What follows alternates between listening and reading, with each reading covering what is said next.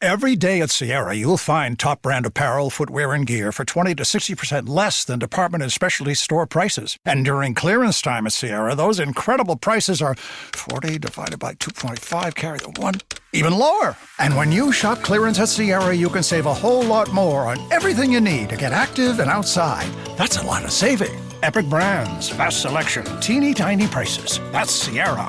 Visit your local Sierra store today or shop online at Sierra.com.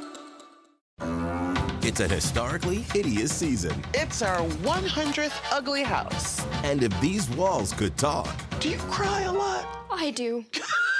Ugliest House in America season premiere, Wednesday at 8 on HGTV. This is Optimal Living Daily. What if it was easy? By Angelina Lee of exploringplanb.com.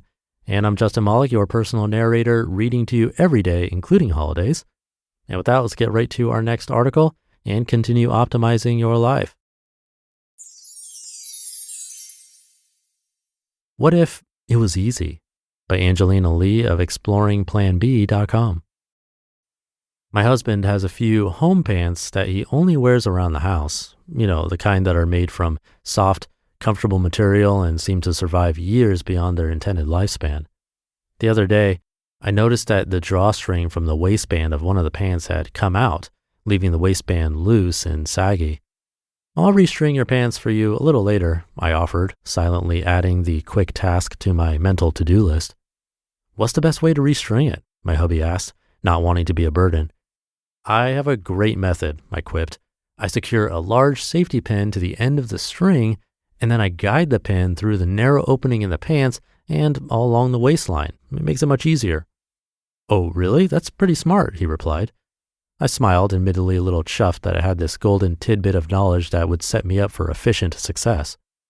A little later, I sat on the edge of the bed, secured the safety pin to the string, eased the pin through the drawstring hole, and started to gently glide the pin along the narrow waistband. I'd managed to pull the pin about 5 inches through when it stopped moving completely.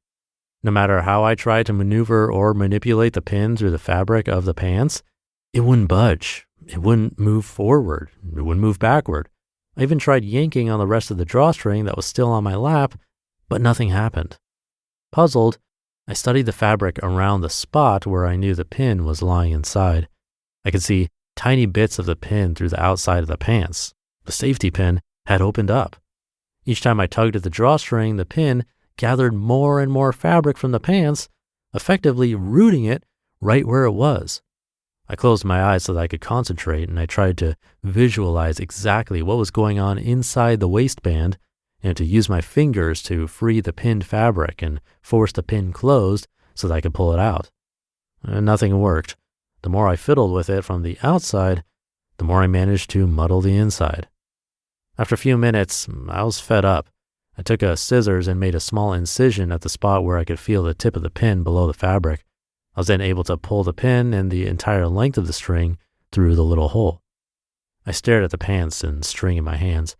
Not only was the string still out, but now there was a hole in the waistband that needed to be stitched. I had given myself more work. I quickly got my needle and thread and slowly stitched the hole shut, being careful not to sew the narrow passageway for the drawstring closed. Now that that was done, I picked up the string and, without the safety pin, pushed it through the drawstring opening in the pants.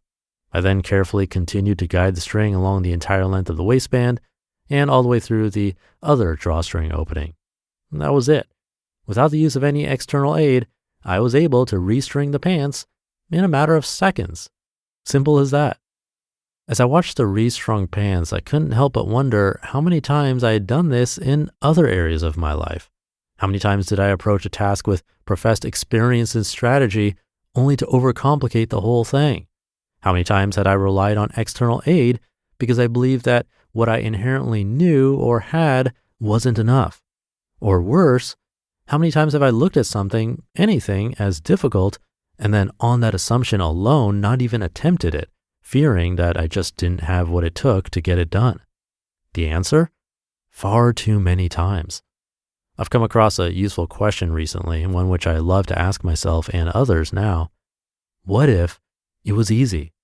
What if all the fluff that we deem necessary to prove our experience and know-how is superfluous? What if the process of appearing successful has nothing to do with actual success?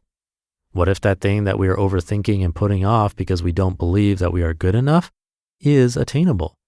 What if living simply, fully believing in ourselves and our abilities is the way to move forward boldly in our lives? What if it was easy? And what if I'm already enough?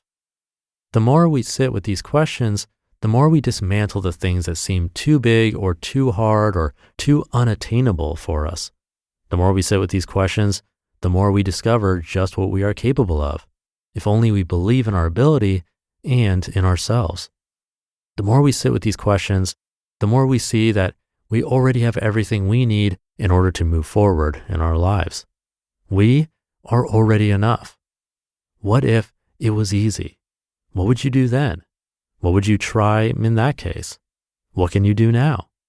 Sit with these questions and know that you are already enough. You just listened to the post titled, "What If It Was Easy?" by Angelina Lee of exploringplanb.com, and I'll be right back with my commentary. Thank you to Angelina.